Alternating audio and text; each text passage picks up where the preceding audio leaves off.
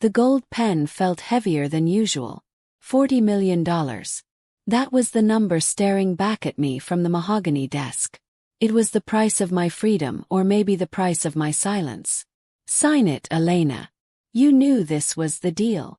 Julian didn't even look up from his tablet. His voice was like a scalpel, precise, cold, and utterly detached. For 3 years, I had been the perfect placeholder wife. I attended the galas, I wore the Dior, and I kept his bed warm when he wasn't flying to Shanghai or London. But the contract was up. The great Julian Vane was moving on to a merger that required a different kind of bride. Picked up the pen. My hand didn't shake. That was the most surprising part. I thought I'd feel like my heart was being ripped out, but instead I just felt empty. Like a room after the furniture has been moved out. I'm signing, I said, my voice a dry whisper. But I don't want the money. He finally looked up. Those gray eyes, the ones that usually made me melt, were now narrowed in suspicion. Don't be dramatic. It's yours. Take it and disappear. Start a gallery, buy an island, I don't care. I don't want your charity, Julian. I want the 3 years back. But since you can't give me those, I'll take the car and the clothes. Everything else. Keep it for the next girl. I scribbled my name. The ink bled into the paper just a little. I stood up, smoothed out my skirt, and walked toward the door. I expected him to say something. A thank you, maybe? Or a good luck. Nothing. Just the sound of him tapping on his screen again. I walked out of that penthouse with one suitcase and a bruised ego. I told myself I was fine. I told myself I was free. But as I sat in my beat-up SUV in the parking garage, the silence started to scream. I had spent 3 years building a life around a man who viewed me as a depreciating asset. I pulled out of the garage, the city lights blurring into long, jagged streaks of neon. I didn't have a plan. I didn't have a house. All I had was a burning need to prove that Elena Vance existed outside of Julian Vane's shadow. But I didn't know then that Julian didn't like losing things. Not even things he threw away himself. I checked into a cheap motel on the outskirts of the city. The carpet smelled like stale cigarettes and regret. I laid on the bed, staring at the popcorn ceiling, waiting for the tears. They didn't come. Instead, a cold, hard resolve started to settle in my gut. He thought I was a puppet. He thought once the strings were cut, I'd just collapse. I reached for my phone and opened a dating app I'd downloaded in a fit of pique months ago but never used. Swipe. I didn't care who. I just needed to see a face that wasn't his. That's when I saw Marcus. Kind eyes. Messy beard. Carpenter. The polar opposite of a CEO. I hit like. 5 minutes later my phone buzzed. Hey. You look like you've had a long day. Want to grab a coffee and talk about anything but work? Smiled. It was the first real smile in years. But as I typed back I felt a chill. I looked toward the window. For a split second, I thought I saw a black sedan parked across the street, its headlights off. Just my imagination, I told myself. Julian was probably already celebrating his new merger. He wasn't thinking about me. He had no reason to. 3 days later, I was sitting in a sun-drenched cafe with Marcus. He was telling me about the grain of cedar wood. His hands, rough and calloused, gesturing wildly as he spoke. He was real. He didn't talk about stocks or optics. He talked about the smell of sawdust and the satisfaction of building something that lasts. You're staring, Marcus laughed, leaning back. Sorry, I said, blushing. I'm just not used to people who enjoy their lives. What's not to enjoy? I get to make things. I get to meet beautiful women who look like they've seen a ghost. He reached across the table, his hand hovering near mine. You okay, Elena? You've looked over your shoulder 6 times since we sat down. Forced a laugh. Just a habit. My ex. He was a bit of a control freak. A bit. Marcus raised an eyebrow. You look like you're waiting for a SWAT team to burst through the door. I opened my mouth to reply, but the words died in my throat. Across the street, leaning against a lamp post, was a man in a dark suit. He was holding a phone, looking directly at us. He wasn't even trying to hide it. My stomach did a slow roll. That was Julian's head of security, Miller. "Elena?" Marcus asked, his concern deepening. I have to go," I said, grabbing my purse. "I'm so sorry, Marcus. I just remembered something. Wait, let me give you my number." I was already out the door. I walked straight toward Miller. My heart was thumping against my ribs like a trapped bird. "What are you doing here, Miller?" He didn't flinch. "Mr. Vane wanted to ensure your safety, ma'am. It's a dangerous city. We're divorced. Or as good as. Tell him to take his safety and shove it. If I see you again, I'm calling the police." Miller gave a small, chilling nod. "I'll relay the message." I watched him get into a car and drive off. I was shaking. Not from fear, but from pure, unadulterated rage. He didn't want me, but he didn't want anyone else to have me either. It was a game. I was a trophy he'd put in storage, and he was pissed that the trophy was trying to walk off the shelf. I went back to my motel, locked the door and bolted it. My phone rang. It was an unknown number. Picked up. "Leave me alone, Julian." "The carpenter." Julian's voice was smooth like expensive bourbon, but there was an edge to it that made the hair on my arms stand up. "Really, Elena? I thought you had better taste than a man who smells like wood glue and poverty." "He's more of a man than you'll ever be," I snapped. "Why do you care? You signed the papers. You have your merger. Go marry your heiress and leave me to my poverty." "I haven't filed the papers yet," he said softly. My breath hitched. "What?" "There was a clerical error. We're still legally married, Elena. And as your husband, I find it quite disrespectful for you to be seen in public with such low-quality company. Come home. We can discuss a new arrangement." "Go to hell, Julian." I hung up and threw the phone across the room. He was bluffing. He had to be. But as I looked at the bolt on the door, it suddenly felt very, very flimsy. I realized then that this wasn't just a breakup.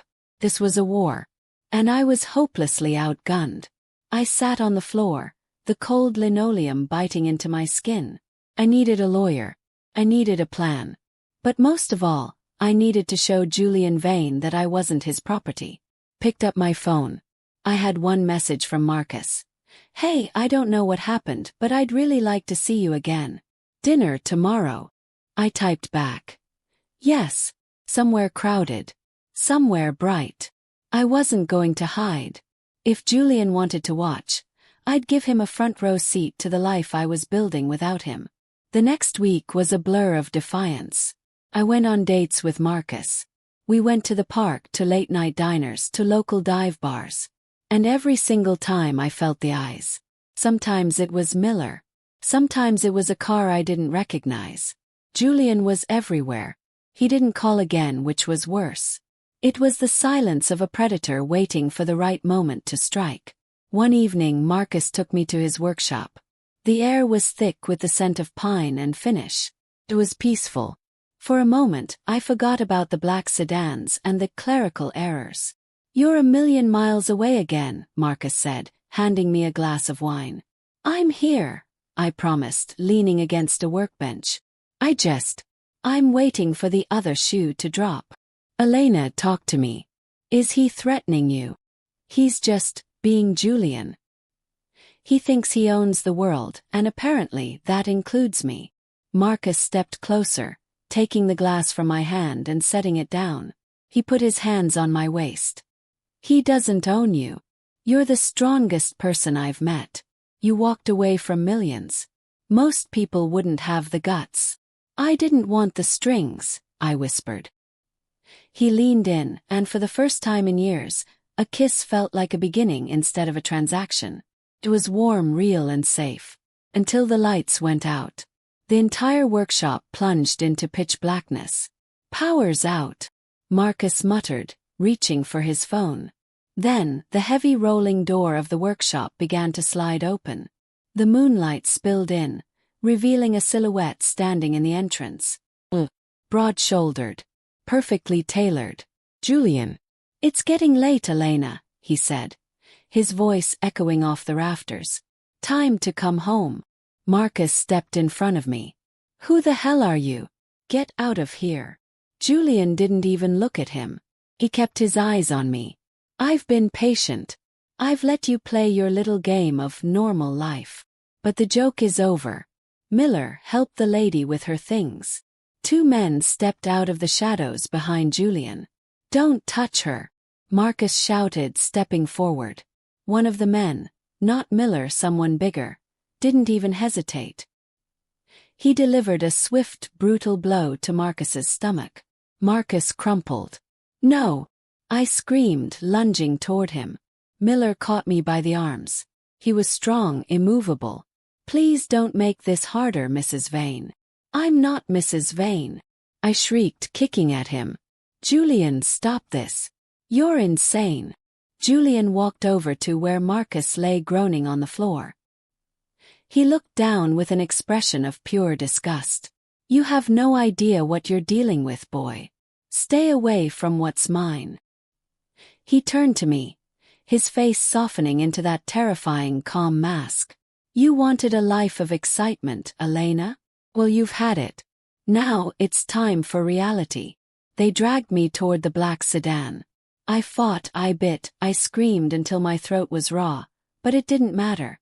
In Julian's world, might was right, and he had all the might. As the car pulled away, I looked through the back window. I saw Marcus trying to stand up in the dirt, the light of his workshop flickering back on. I was back in the cage. And this time, the bars were made of more than just gold. They were made of obsession. Why? I whispered, staring at Julian as he sat beside me, calmly checking his watch. You don't even love me.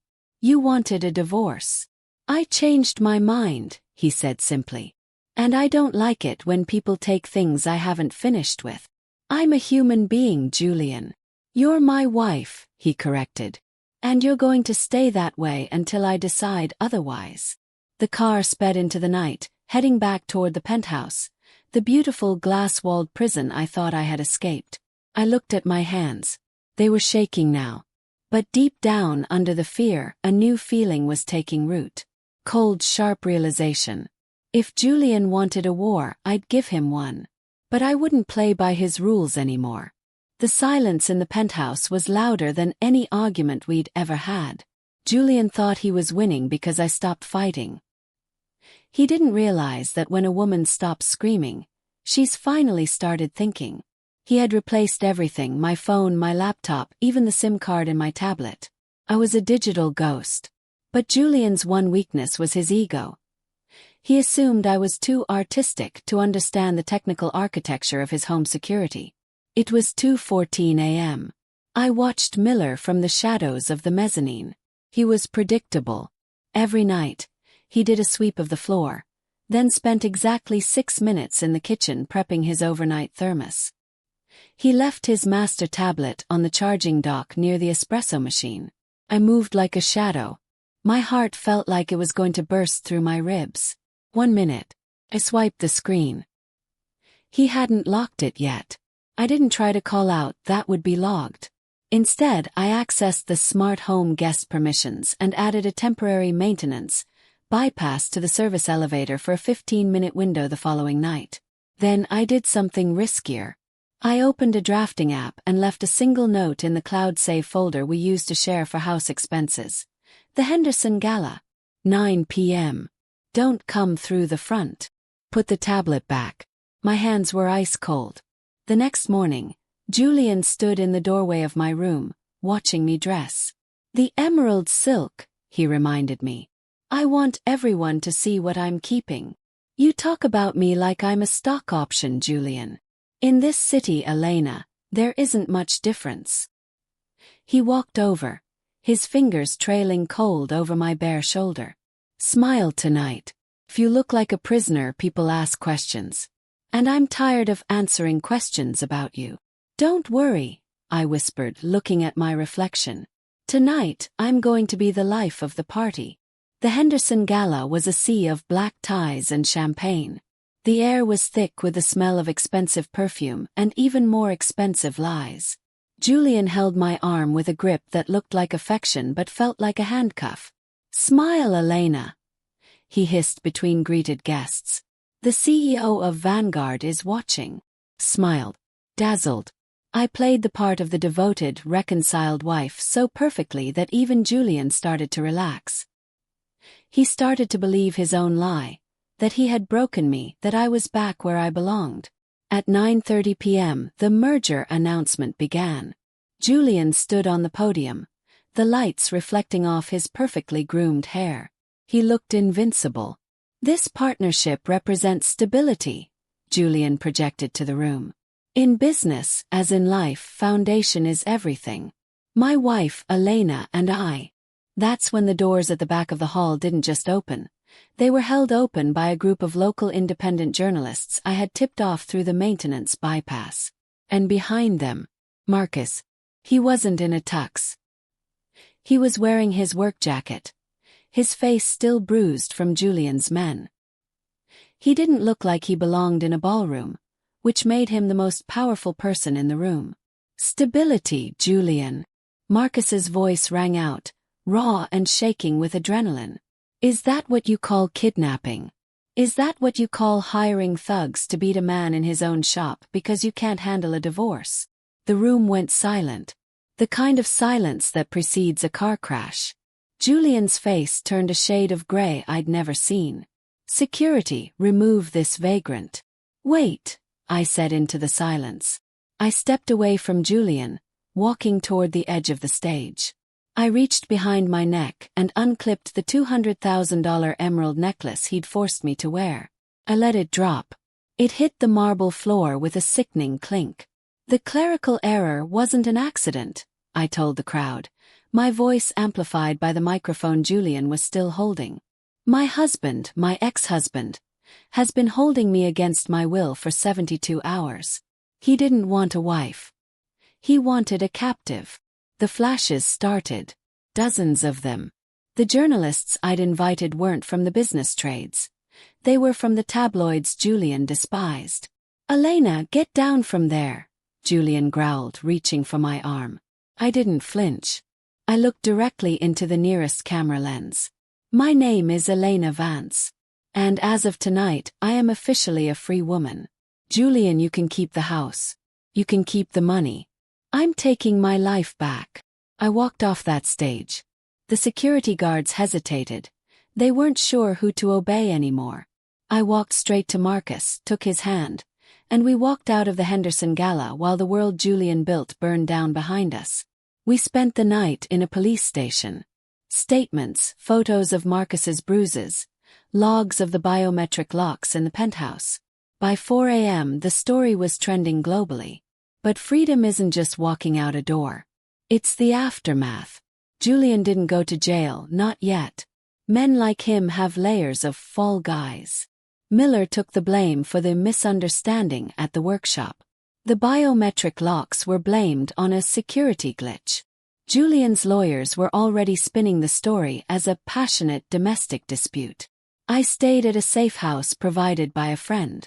Marcus was with me, but the tension was thick. "He's not going to stop, Elena," Marcus said, staring out the window at the rainy street. "You embarrassed him. A man like that. He'd rather destroy something than let someone else have it." "He doesn't have the power he used to," I argued, though my heart wasn't in it. "The board is meeting. The merger is dead. He still has money. And money buys shadows." He was right. 2 days later, my bank accounts were frozen. A legal injunction filed by Julian's team claiming I had stolen corporate secrets during my time in the penthouse. Then came the lawsuits, slander, breach of contract, even a claim that I was mentally unstable. I was sitting in a tiny coffee shop, staring at a frozen debit card when my phone rang. A new number. "You look tired, Elena," Julian's voice said. He sounded calm, almost bored. I looked around the shop. I didn't see him, but I knew he was watching. "You're losing, Julian. Everyone knows what you are. Public opinion is a fickle thing, darling. In a month they'll forget. But you're hungry. You're broke. And your little carpenter friend.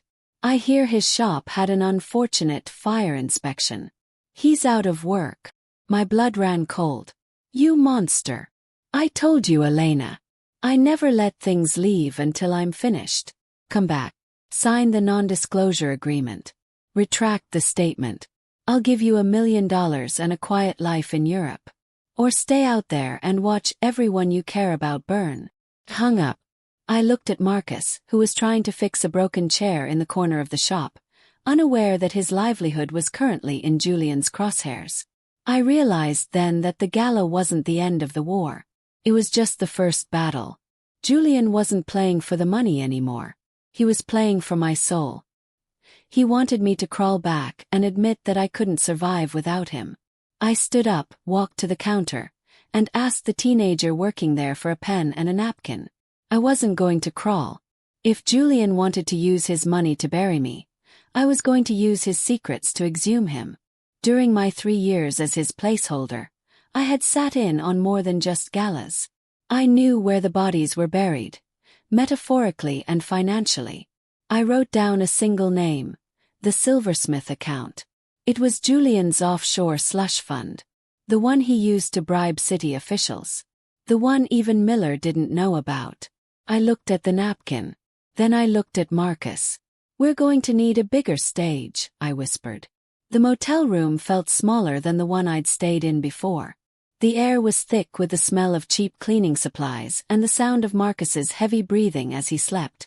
I sat at the small laminate desk, staring at the napkin. The Silversmith account. It wasn't just a name. It was Julian's insurance policy. 3 years of sitting silently at his dinner parties hadn't just been about playing the trophy. I had been a sponge. I remembered the nights he thought I was asleep while he paced the study, barking orders into a burner phone about silver and the hammer. I didn't have a laptop anymore, so I went to the local library. The flickering fluorescent lights felt like a spotlight on my back.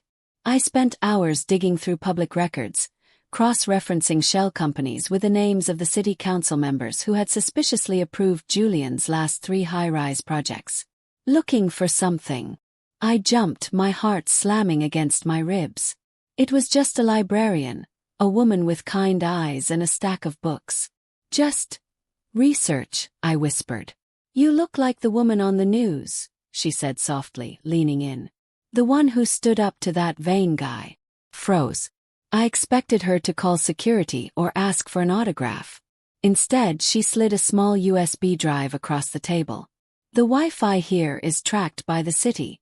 Use the VPN on this. My son's a coder. He says it's the only way to stay invisible. I looked at her, stunned. Why help me? Because, she said, her voice hardening, men like Julian Vane have been building this city on our backs for too long. Give him hell, Elena. With the VPN I found it. A hidden ledger buried in a defunct Cayman Islands server. It wasn't just bribes. It was a systematic map of how Julian had manipulated the housing market, forcing thousands of families out of their homes to build his luxury towers. It wasn't just a divorce anymore. It was a class action. I downloaded everything. My hands were shaking. I had enough to bury him, but I knew the moment I used this, there was no going back. Julian wouldn't just send Miller this time. He'd send the world. I walked back to the motel, the USB drive clutched in my palm like a weapon. But when I turned the corner, my heart stopped. The black sedan was back. And this time the door to our room was wide open. Marcus! I screamed, lunging toward the room. I burst through the door, expecting the worst. But the room was empty. No Marcus. No suitcase. Just a single white envelope sitting on the unmade bed. Tore it open. Inside was a Polaroid photo of Marcus. He was sitting in his workshop. The one Julian had claimed was under fire inspection. He looked unharmed, but there was a man standing behind him. Not Miller. Someone new. Someone who looked like he enjoyed his job a little too much. There was no note. There didn't need to be. My phone buzzed. A text from the unknown number. The silversmith likes his privacy, Elena. Return what you took, and the carpenter keeps his hands. The air left my lungs. I sank onto the floor, the USB drive biting into my skin. He knew. Course he knew. Julian's reach was longer than any library VPN. Had a choice. I could go to the police with a ledger and watch Julian's empire crumble, but Marcus would be the first casualty. Or I could hand over the drive and go back to being the silent, broken woman Julian wanted. I looked at the photo of Marcus. He looked so out of place in that cold professional violence. He was a man who built things with his hands. He didn't belong in a war of paper and ego. "I'm sorry," I whispered to the empty room. Called the number. "I have it. All of it. Meet me at the old shipyard. Alone." "Smart girl," Julian's voice purred. "I knew you'd make the right choice. You always were better at following orders than giving them." I hung up and stood up. I wasn't going to the shipyard alone. But I wasn't calling the police either. I called the one person Julian feared more than the law. His biggest rival, Sarah Henderson. The woman whose gala I had ruined. "Sarah," I said when she picked up. "I know I cost you the merger. But how would you like to own Vane Enterprises for pennies on the dollar?" There was a long pause. "Go on," she said, her voice like ice. "I'm going to give you the silversmith ledger. But I need a favor. I need a distraction. And I need it in 60 minutes. The shipyard was a graveyard of rusted metal and broken dreams. The wind off the water was freezing, whipping my hair across my face. I stood in the center of a clearing, the USB drive held high in my hand. The black sedan pulled up, its headlights blinding me. Julian stepped out, looking as polished as if he were headed to a board meeting. "Where is he?" I shouted over the wind. Julian clicked his fingers. The back door opened and Marcus was pushed out. He stumbled, his hands zip-tied behind his back. He looked at me, his eyes wide with terror and regret. "Elena, don't," he yelled. "Give him nothing." "Hush, Marcus," Julian said, walking toward me. "The adults are talking. The drive, Elena. Now. The moment I give this to you, you'll kill us both," I said, stepping back toward the edge of the pier. "Don't be dramatic. I just want my life back to normal. You'll get a one-way ticket out of the country. Marcus gets to go back to his sawdust. We all win. You don't win, Julian. You just buy time." I looked at my watch. 8:59 p.m. Suddenly, the sky above us erupted. Not with gunfire but with light. Dozens of drones descended from the dark, their high-intensity LEDs illuminating the shipyard like high noon. And with them came the sound of rotors. Not police helicopters, news choppers. 3 of them, with Sarah Henderson's corporate logo emblazoned on the side. "What is this?" Julian hissed, shielding his eyes. "Live broadcast, Julian," I shouted. "Sarah Henderson just bought 5 minutes of airtime on every major network. And I just hit send on a wireless transfer of the silversmith ledger to the Attorney General's office." Julian's face went from white to a deep, bruised purple. "You're bluffing. Check your phone, Julian. I'm sure your board of directors is trying to reach you right now." His phone began to vibrate in his pocket. It didn't stop. "You've ruined us," he whispered, looking at the cameras hovering above. "You've ruined everything." "No," I said, walking over to Marcus and helping him to his feet. "I just stopped the construction. The world doesn't belong to you anymore, Julian. It belongs to the people you tried to build over." The police sirens finally began to wail in the distance. Julian stood there, frozen in the spotlight of a dozen cameras, the most powerful man in the city reduced to a panicked animal in a suit. I didn't stay to watch the handcuffs. I turned my back on the lights and walked with Marcus into the dark, toward a life that finally, for the first time, was truly ours. The lights of the shipyard were still flickering in my rearview mirror as we drove away. For the first time in years, the air didn't feel heavy. Felt like oxygen. But as the adrenaline faded, the reality of the wreckage began to settle in. Julian Vane was a man who built empires. Watching one fall is a messy, violent thing. The next 48 hours were a blur of depositions and flashbulbs. Julian was arrested on live television. His face a mask of cold fury as they led him out of the shipyard in zip ties. The silversmith ledger was the smoking gun the city had been waiting for. It didn't just implicate Julian. It pulled back the curtain on a decade of corruption that reached into the highest offices of the state. I sat in a sterile room at the district attorney's office, a cup of lukewarm coffee in my hands. "You realize what you've done, Elena?" the lead investigator asked, leaning over a mountain of printed spreadsheets. "You've dismantled the largest private development firm in the tri-state area. There are going to be thousands of people looking for someone to blame." "I'm not the one who built a business on bribes and broken lives," I said. "I just turned on the lights." Marcus was in the hallway, his hands still bandaged. He had been cleared of any wrongdoing, but the psychological toll was visible in the way he jumped at the sound of a closing door. Julian hadn't just tried to break me. He had tried to break the person I loved to get to me. "We need to get out of the city," Marcus whispered when I finally stepped out. "Just for a while. Somewhere where people don't know your name or his." "I can't run, Marcus. Not anymore. If I run now, he still wins. He wants me to live in fear. I'm staying until the last gavel falls." He looked at me, and for a second, I saw a flicker of the man who loved the grain of cedar wood. "You're not the same woman I met in that cafe, are you?" "No," I admitted, taking his hand. "That woman was hiding. This one is done with shadows." The trial was dubbed the trial of the decade. Julian's legal team tried every trick in the book.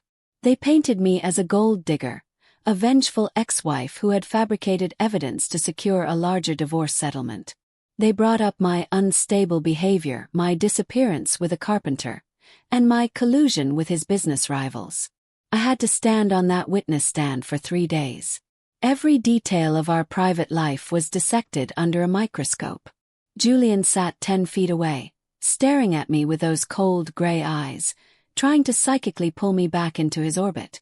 "Mrs. Vane," his lawyer sneered, "isn't it true that you only came forward with this ledger after your husband refused to renegotiate your prenuptial agreement?" "No," I said, my voice echoing through the silent courtroom. "I came forward when I realized that my husband viewed people, including me, as assets to be traded or discarded. I came forward when he tried to erase my existence because he couldn't control my choices. And you expect us to believe you had no knowledge of these slush funds during your 3 years of marriage? I was a placeholder, as Julian called me. I was there to look pretty at galas and keep the seat warm." He didn't think I was smart enough to understand what he was saying on his phone. He didn't think I was human enough to care about the families he was ruining. That was his mistake, not mine. The jury looked at Julian. Then they looked at me. For the first time in his life, Julian's money couldn't buy the narrative. When the verdict came in, guilty on all counts of racketeering, kidnapping, and corporate fraud, the room didn't erupt in cheers. It felt like a long-held breath finally being released. Julian didn't look at me as they led him away to a state penitentiary. He looked at the floor. The great Julian Vane was finally just a man in a jumpsuit. 6 months later, the dust had finally settled. Vane Enterprises was in liquidation. Sarah Henderson had bought the remains, but under strict new regulations that I had helped draft alongside the housing authority. I stood in Marcus's new workshop. It wasn't in a dark alley anymore. It was a bright, airy space in a neighborhood that had once been slated for one of Julian's towers. The smell of sawdust was back, and with it, a sense of peace that I hadn't felt in a lifetime. "The new sign came in," Marcus said, wiping his hands on a rag. He pointed to the door. "Vance and Marcus. Custom woodworks and restoration. Vance first. Tease. You're the one who saved the neighborhood, Elena. It's only fair." I walked over to a half-finished dining table. I ran my hand over the wood. It was solid. It was real. It wasn't a temporary fixture or a placeholder. It was something built to last, born from fire and struggle. I had lost the Dior dresses. I had lost the $40 million settlement, Most of it had gone to a victims' fund for the families Julian had displaced. I had lost the penthouse view. But I had found my voice. I looked at my reflection in the window. The woman staring back didn't look like a billionaire's wife. She looked like a survivor. She looked like a leader. I realized then that the greatest divorce wasn't about the papers Julian signed. It was about divorcing myself from the idea that my value was tied to the man standing next to me. I stood on the balcony of our small apartment as the sun set over a city that was finally breathing again. The skyline looked different now. Not like a collection of trophies, but like a community of stories. Julian's name was being scrubbed from the buildings. My name was being written in the hearts of the people we had fought for. I had learned that true power isn't the ability to hold someone back. It's the strength to let go and walk into the unknown. Julian tried to keep me because he was afraid of being alone with himself. I left him because I realized I was never alone as long as I had my integrity. The war was over. Not because I won a court case, but because I stopped letting the ghost of his control haunt my dreams. I had traded a gilded cage for a wide-open sky, and I wouldn't trade a single second of the struggle it took to get here. Life isn't a contract you sign and forget. It's a story you write every single day, with every choice you make and every person you choose to stand by. The lesson: never let anyone make you feel like a placeholder in your own life. You are the protagonist. You are the architect. And no matter how many locks they put on the door, the key is always in your hand. You just have to be brave enough to turn it. Thanks for listening. Don't forget to subscribe, and if you've lived through something similar, share your story in the comments. Your voice matters.